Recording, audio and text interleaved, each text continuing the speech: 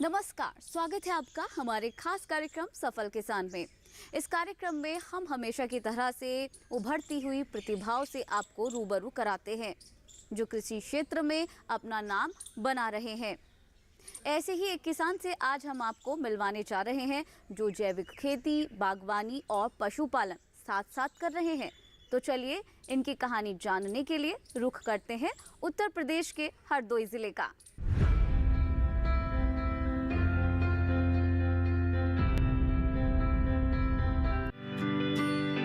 हरदोई जिला भारत के उत्तर प्रदेश प्रांत में लखनऊ कमीशन का एक जिला है, जिसकी उत्तर सीमा शाहजहांपुर और लखीमपुर खीरी जिले, लखनऊ और उन्नाव दक्षिण सीमा से मिलती है। पश्चिम की सीमाएं कानपुर और फर्रुखाबाद को छूती हैं। इतिहास की कई घटनाओं का साक्षी बना ये प्रदेश धार्मिक महत्व में भी आगे है। प्रदेश का कृषि के क्षेत्र में अहम योगदान है।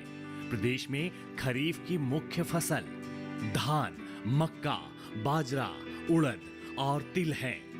वहीं रबी की फसलों की बात की जाए तो गेहूं, राई, सरसों, चना, मटर व मसूर मुख्य हैं। हालांकि अब किसान कृषि की ऐसी तकनीकों का इस्तेमाल कर रहे हैं जिसमें परंपरागत खेती के साथ साथ अन्य फसलें उगाई जा रही हैं। हरदोई जिले के किसान भी कुछ वर्ष पहले तक किसान परंपरागत खेती यानी गेहूं, धान, दलहनी खेती किया करते थे, लेकिन इन्होंने भी खेती में बदलाव कर लाभ का रास्ता पकड़ लिया है। हमारे आज के सफल किसान भी उसी राह पर चल रहे हैं। हरदोई के छोटे से खुशहाल गांव पर 16 के रहने वाले विनीत तिवारी जी इस समय 25 बीघे में खेती और बागवानी कर रहे हैं। वे अपने खेत में गेहूं, धान, आम, केला, मौसमी सब्जियां, दलहन फसलें लगा रखी हैं। इसके अलावा वो जरूरत के हिसाब से खेती में बदलाव भी करते रहते हैं। यहाँ पर बहुत ही प्रगतिशील किसान है और हम सारी खेतियाँ करते हैं, जैसे कि उसमें से आम होता है, गेहूँ होता है, आलू होता है, मक्का होती है, धान भी होता है और केला होता है और कुछ दालें होती हैं, ठीक है, जैसे कि अरहर की हो गई, मूंग की हो गई और बहुत सारी दालें होती हैं। हर समय हम मौसम के अकॉर्डिंग अपने किसानी करते रहते हैं। और सब्जियां भी होती हैं, लौकी हुई, खीरा हुआ, ककड़ी हुई और भी बहुत सारी चीज़ें होती रहती है। और जैसे कि हमारे पास में जो टोटल ज़मीन है वो 25 से 20 की बीघा के बीच में ही है और उसी पे ही ये सारी खेतियां होती रहती हैं। और भी लोग भी हैं हमारे साथ में जो कि हमारी मदद करते हैं कि खेती करने में। वो हमें बड़े बुजुर्ग लोग भी हैं जो हमें बताते भी रहते हैं कि इस तरीके से ये खेतियां होती हैं। विनीत फसल की गुणवत्ता पर खासा ध्यान देते हैं। इसके लिए वो पूरी तरह से जैविक व प्राकृतिक खेती अपनाते हैं। खेती की ये विधाएं उन्हें इसलिए आसान हो जाती हैं क्योंकि विनीत जी ने पशुपालन भी कर रखा है। उनकी पशुशाला में गायें और भैंसें हैं जिनके गोबर से वो खाद बनाते हैं। साथ ही गोमूत्र से कीटनाशक तैयार करते हैं। हम ज़्यादातर खेतियाँ जो करते हैं प्राकृतिक भी करते हैं और ऑर्गेनिक भी करते हैं। जैसे कि हमारे घर में गाय है, भैंस है, ठीक है, हम इन लोगों से इनका दूध भी यूज भी करते हैं घर पे और बाहर भी बेचते हैं। इनका गोबर होता है उसको हम लोग इकट्ठा करते हैं सालों साल, फिर उसको हम लेकर के अपने खेतों में भी डालते हैं, जिससे कि ऑर्गेनिक खेती भी होती है जो कि इंसान के लिए, शरीर के लिए भी बेटर है और वो बंदा आगे चल के उसके शरीर को में किसी प्रकार की कोई बीमारियां नहीं आ सकती।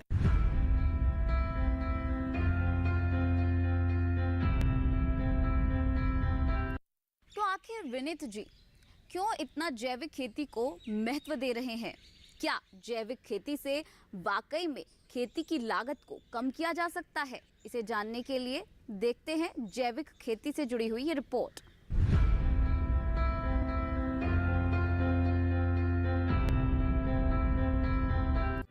खेती में रसायनों के प्रयोग से जमीन की उर्वरा शक्ति कम होती है, जैविक तत्व नष्ट हो जाते हैं। वहीं जीव जंतु व मनुष्य के शरीर और पर्यावरण की दृष्टि से भी यह नुकसानदायक है।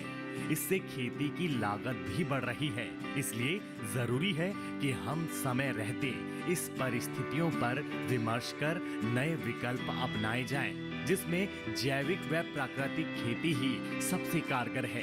कृषि लागत कम करने, किसानों की आमदनी बढ़ाने में भी प्राकृतिक खेती कारगर है। प्राकृतिक खेती में जो कुछ भी लगता है वह किसान के घर में ही मौजूद होता है। गाय, गोबर, गोमूत्र, पेड़ की मिट्टी, नीम की पत्तियां, गुड़ व बेसन, ये सब किसान के घर में ही रहता है। किसान इन्हीं से जीवामृत व बीजामृत तैयार कर अच्छा उत्पादन ले रहे हैं। प्राकृतिक खेती पद्धति किसानों के लिए समृद्धि का मार्ग प्रशस्त करती है। प्राकृतिक खेती के लाभ की बात करें तो इससे फसल लागत में कमी आती है, वातावरण दूषित नहीं होता, मिट्टी में मौजूद सूक्ष्म जीवों की संख्या बढ़ती है, मिट्टी की उर्वरक क्षमता में इजाफा होता है, हवा व भूजल प्रदूषित नहीं होता, बाजार में उपज का अच्छा दाम मिलता है। सरकार भी इस ओर खासा ध्यान दे रही है। इसे और मजबूत बनाने के लिए एक पोर्टल का लोकार्पण भी किया गया, जैसे मिशन, कार्यान्वयन रूपरेखा, संसाधन, कार्यान्वयन प्रगति, किसान पंजीकरण, ब्लॉग आदि के बारे में सभी जानकारी शामिल है।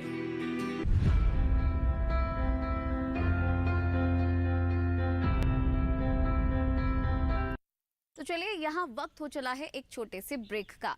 ब्रेक के उस पार बात होगी विनीत जी के बागानों की। तब तक बने रहेगा दूरदर्शन किसान पर और देखते रहेगा सफल किसान।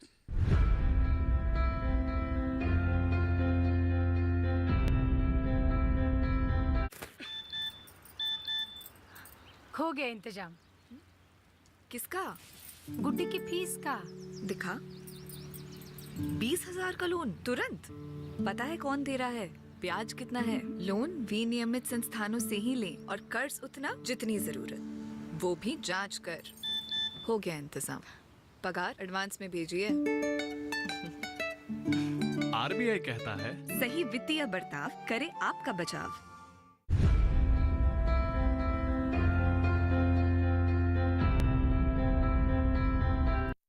ब्रेक के बाद एक बार फिर से स्वागत है आपका हमारे खास कार्यक्रम सफल किसान में। तो चलिए अब चलते हैं विनीत जी के बागों में।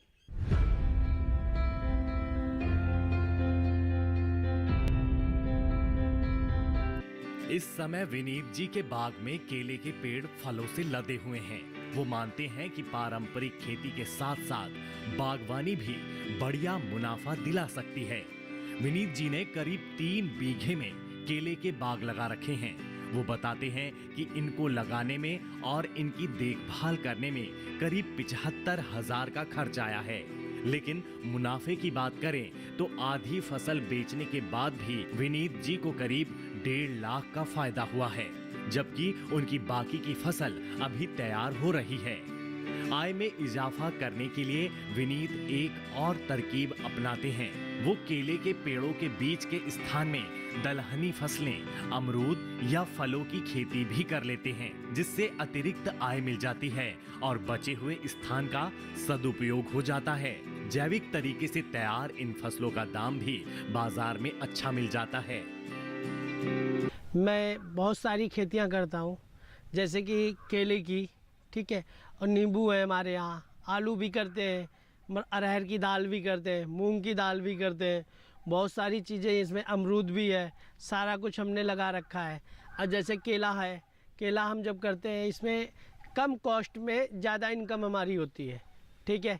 हमने माना कि 3 बीघा हमने केला बो रखा है, उसमें हमने 75,000 रुपये की कॉस्ट में हमने लगाई है। अभी तक हमने इसको आधा बेचा है, जिसमें कि हमको 1.5 लाख रुपए की इनकम हुई है, जबकि आधा अभी बाकी रह गया है।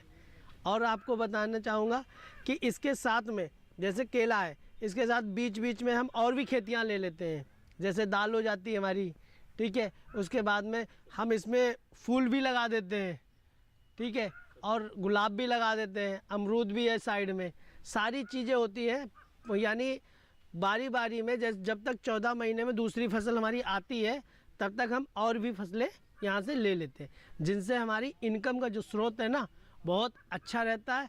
हर महीने कुछ ना कुछ हमें इनकम आती रहती है।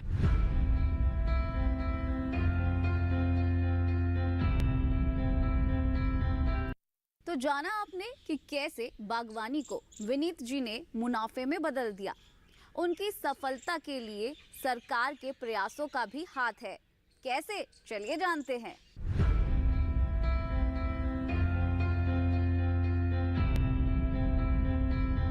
विनीत जी मानते हैं कि समय के साथ अगर किसान कदम ताल मिलाकर चल पा रहे हैं तो उसमें सरकार का भी बड़ा सहयोग है। कृषि विज्ञान केंद्र किसानों तक आसानी से पहुंच बनाकर उन्हें प्रशिक्षित करते हैं।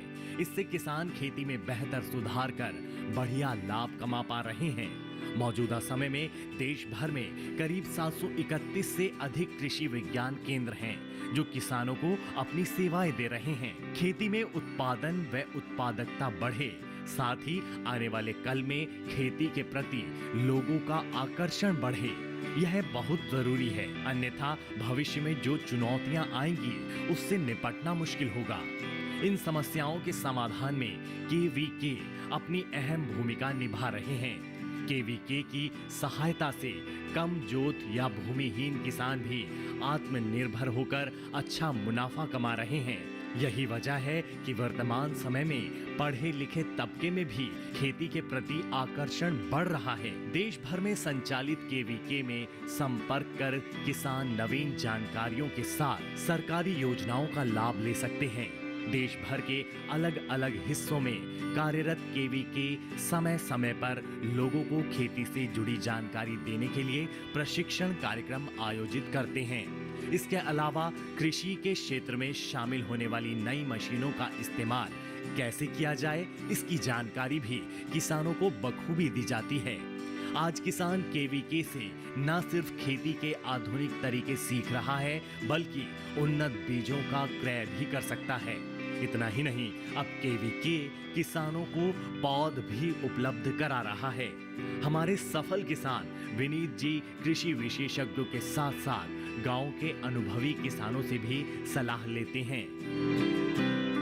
हमारे 5-6 लोग हैं जो हमारे साथ में एक साथ हमको बताते भी रहते हैं। एज के अकॉर्डिंग उनका एक्सपीरियंस भी हमारे काम आता है और वो हमको, किसी के पास ट्रैक्टर है, किसी के पास बैल है, किसी के पास और भी चीज़ें हैं जो कि हमारे लोगों के खेती करने के हर तरीके से काम में आती है। ट्रेनिंग की सरकार की तरीके से देखा जाए तो सरकार अभी बहुत सारी सुविधाएं निकाल रही है जो कि ट्रेनिंग हो रही है। अभी यहाँ पर हमारे गांव में एक वो भी ट्रेनिंग भी देने के लिए यहाँ पर कुछ लोग आए भी थे कुछ दिन पहले। जैसे कि कृषि विज्ञान के अकॉर्डिंग हमारा एक ट्रेनिंग सेंटर है जो कि हमारे पड़ोस में ही 15 किलोमीटर पे है, कन्नौज में। वहाँ से हमको ट्रेनिंग मिलती रहती है और हर तरीके की खेती के बारे में बताते रहते हैं कि ये इसके लिए दवा ज़रूरत है या इस तरीके से करो तो बेटर होगा और इस तरीके से फसल में कोई दिक्कत नहीं होगी। कीट पतंगे भी लगते जाते हैं तो उनको भी हटाने के लिए हर तरीके से सुविधा प्रोवाइड करते रहते हैं।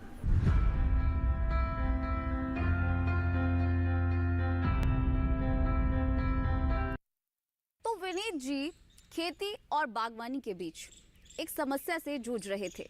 कैसे, चलिए जानते हैं।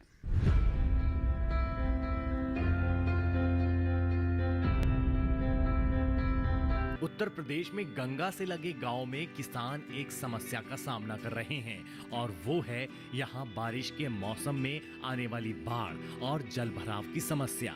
इस समस्या से खेतों में लगी फसलें खराब हो जाती हैं और किसानों को नुकसान उठाना पड़ता है। हालांकि सरकार इस परेशानी से निपटने के लिए सकारात्मक प्रयास करती आई है और इसके स्थायी निदान के लिए भी प्रयासरत है।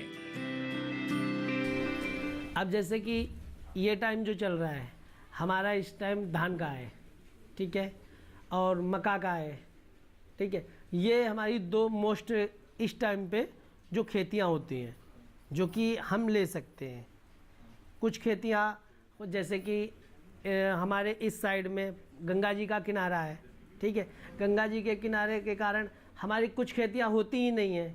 अभी जैसे मैंने अभी करवाई गई थी। हम सारे लोगों ने मिल कर के 40-45 बीघे के समथिंग खेती करी थी, जिसमें कि मक्का भी था, धान भी था।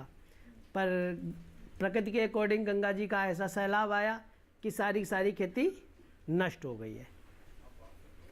और अब आगे चल कर के टाइम आने पर गेहूं की फसल ही मिल पाती है। जैसे कि मैं और भी आपको बात बताऊं कि हमारे यहाँ जो खेती है गंगा जी के किनारे की है। कुछ तो सुविधाएं हैं और कुछ सिंचाई के अकॉर्डिंग, और कुछ उससे गंगा जी का प्रकोप होता है जो कि हमको हर साल झेलना पड़ता है। तो मैं तो यही कहूँगा सरकार से कुछ ऐसी टेक्निक निकाले जिससे कि गंगा जी का बहाव हमारी खेतियों तक ना आए, और कुछ ऐसे फसलें दें हमको कि जिससे कि हम करें तो वो गंगा जी का प्रकोप भी झेल सकें और हमारा लॉस भी ना हो, और जिससे कि हमारी इनकम भी बनी रहे और हमारा घाटा किसी तरीके का भी ना हो।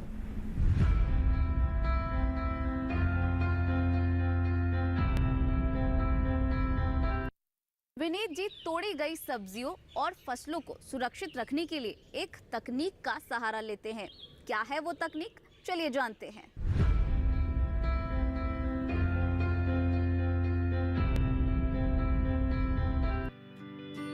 भारत में लगभग 32 मिलियन मीट्रिक टन क्षमता और लगभग 10,000 सक्रिय रूप से प्रशीतित वाहनों के साथ लगभग 7,129 कोल्ड स्टोरेज सुविधाएं हैं, जिनमें छोटे कोल्ड भी शामिल हैं, लेकिन वो इतने छोटे नहीं कि कम जोत वाले किसान उसका त्वरित लाभ ले सकें। हालांकि हमारे सफल किसान एक छोटे से कोल्ड स्टोरेज का प्रयोग करते हैं। अगर बाजार में फल सब्जी का बेहतर दाम नहीं मिलता तो वो उपज को स्टोरेज में रख लेते हैं, और जब बाजार में दाम अच्छा मिलता है तो वो बेच देते हैं। चाचा, ये हमारे पास में एक कोल्ड बॉक्स है। इसमें हम किसी भी, जैसे कोई हमारा फल हो जाता है, कोई सब्जी हो जाती है, उसको हम स्टॉक कर सकते हैं। मानो कि मैंने आज बैंगन है या कोई सब्जी है मैंने ली, हम मार्केट में गए, वहाँ पर ज़्यादा तादाद में वो सब्जी है, अब भाव तो रेट डाउन हो गया, ठीक है। अब वहाँ पर हम अगर बेच रहे हैं तो हमें कोई फ़ायदा नहीं है। अब हमने क्या किया, अपने स्टॉक किया, रख कर के वापस ले आए, ठीक है। नेक्स्ट डे हम गए, ठीक है, वहाँ नेक्स्ट डे गए तो हमने जब अपनी सब्जी को ओपन किया तो ये हमको फ्रेश रहेगी पूरी तरीके से, ठीक है। हमने कोई भी सब्जी रखी या इसमें से आलू हुआ, केला हुआ, ठीक है, किसी तरीके से हमने इसमें रख दिया और एक करके दूसरे दिन सेल किया, हमारे ना तो ये सब्जी मुरझाएगी ना बिल्कुल सूखेगी, कोई फर्क नहीं पड़ेगा, ये उसी दाम में उससे बेटर में वहाँ पे दिखेगी, ठीक है। ये चीज़ सबसे अच्छी है। हमने जैसे ये रख दिया, ठीक है, हमने स्टॉक कर लिया और हम इसको लेकर के चल दिए।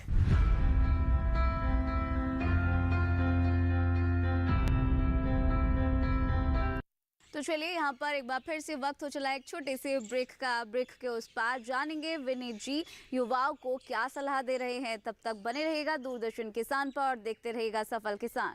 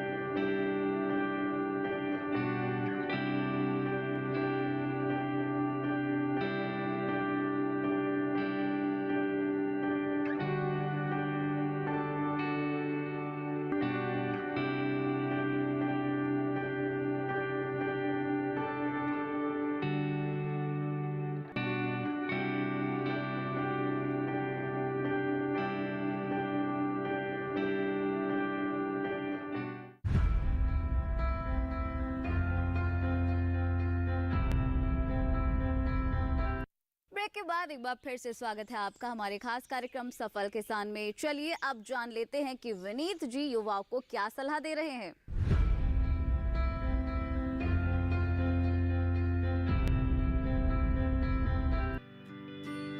वर्तमान में भारत में करीब 63 भारतीय कृषि अनुसंधान संस्थान और 3 केंद्रीय कृषि विश्वविद्यालय, 59 कृषि विश्वविद्यालय और 4 समतुल्य विश्वविद्यालय हैं, जिसमें शिक्षा ले रहे युवा एक उन्नतशील देश को रूप देने में लगे हुए हैं।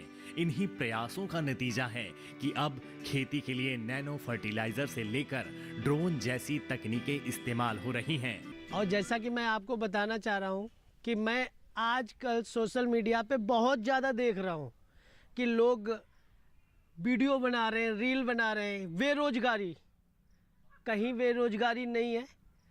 चाहे काम फार्मिंग का हो, चाहे टीचिंग का हो, चाहे खुद का बिजनेस हो, हर जगह पे रोजगार है। ज़रूरी नहीं है कि गवर्नमेंट जॉब करो, वही एक जॉब है। गवर्नमेंट जॉब कोई जॉब नहीं होती है। आप कंपटीशन करते हो, आप तैयारी करते हो, आप सक्सेस होते हो, उसी तरीके तभी तो आपको बेनिफिट मिलता है, तभी आपकी इनकम आती है। अब आप यहाँ पे, जैसे मैं यहाँ पे खेती करता हूँ, और जब मैं खेती कर रहा हूँ तो मैं यहाँ पर भी मेहनत कर रहा हूँ और मेहनत करके सक्सेस हो रहा हूँ। हर तरीके का इनकम यहाँ से भी आ रही है। ज़रूरी कहीं पे भी बेरोजगारी नहीं है। रिक्शा वाला भी रिक्शा चलाता है, उसमें भी है। तो मैं अपने युवाओं से यही कहना चाहूँगा, काम कोई भी हो, लगन से करो, उसका फल आपको मिलेगा। और सबसे बेस्ट है, मैं तो एक ही चीज़ कहूँगा, वनस्पति का आप ध्यान रखें। हमारी जो प्रकृति है, पेड़ों से ही आपको ऑक्सीजन मिलती है और पेड़ों से ही वातावरण भी हमारा शुद्ध रहता है। तो मैं यही कहूँगा कि फार्मिंग करो, पेड़ लगाओ, और जिससे कि हमारा जो वातावरण शुद्ध रहे और हम लोग भी खुशहाल रहें। कृषि के क्षेत्र में उच्च शिक्षा लेने के बाद ये युवा वापस खेतों का रुख कर रहे हैं। ये कृषि के साथ साथ नए स्टार्टअप खड़े करके देश को आत्मनिर्भर बनाने में सहयोग कर रहे हैं। लेकिन युवाओं का एक वर्ग सोशल मीडिया में वक्त जाया कर रहा है। उनके लिए विनीत जी कहते हैं कि वो संसाधनों का सही इस्तेमाल करें और आगे बढ़ें।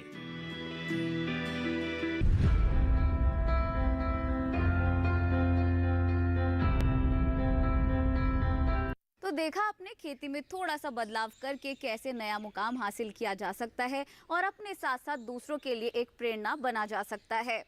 अगर आप इस कार्यक्रम से जुड़ा हुआ कोई सवाल पूछना चाहते हैं या फिर कोई सुझाव देना चाहते हैं तो आप हमें ईमेल कर सकते हैं। हमारा ईमेल एड्रेस है safalkisan@gmail.com। इसके साथ ही आप हमें खत भी लिख सकते हैं। हमारा एड्रेस है कमरा नंबर 77, CPC दूरदर्शन, खेलगांव, नई दिल्ली 110049। तो हम आशा करते हैं कि हमारे इस खास कार्यक्रम सफल किसान से आप सभी के किसानों को काफ़ी मदद मिल रही होगी। फिलहाल कार्यक्रम में बस इतना ही। हमें दीजिए इजाज़त। नमस्कार।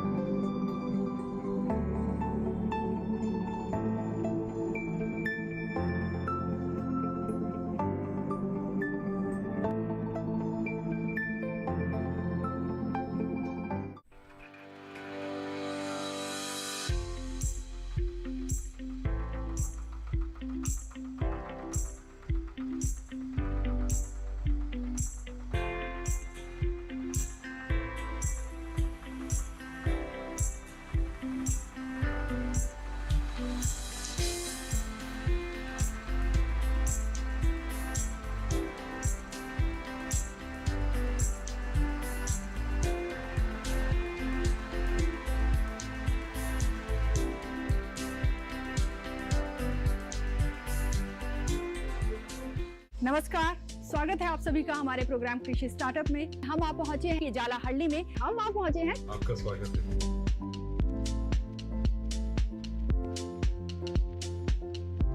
वेलकम टू आवर शो कृषि स्टार्टअप। ये आउटलेट को काफी बढ़िया सा आपने बनाया है, दिख रहा है। वाकई ये पिज्जा लाजवाब है।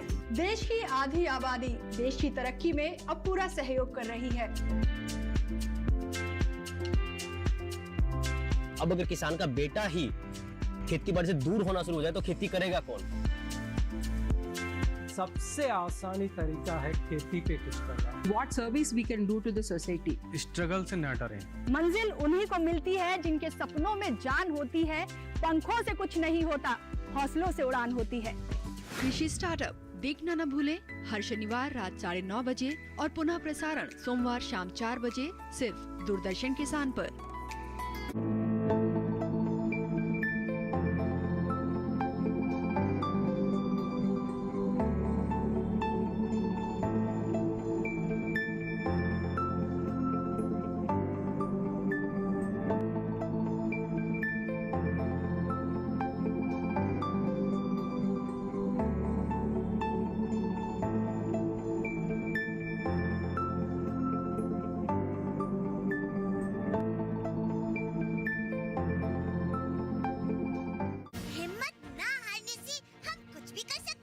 बिल्कुल, जैसे मैंने एक खतरनाक बीमारी के आगे हिम्मत नहीं हारी।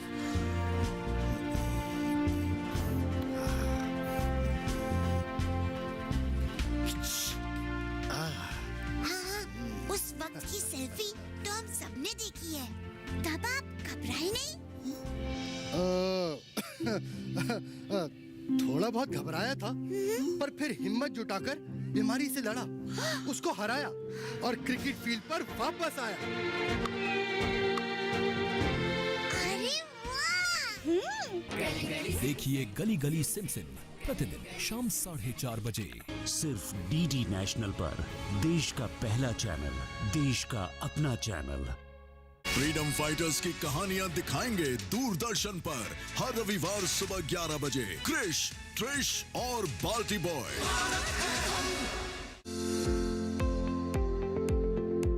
वाराणसी बनारस पहुंच गए हैं। बात करेंगे राष्ट्रीय बागवानी मिशन।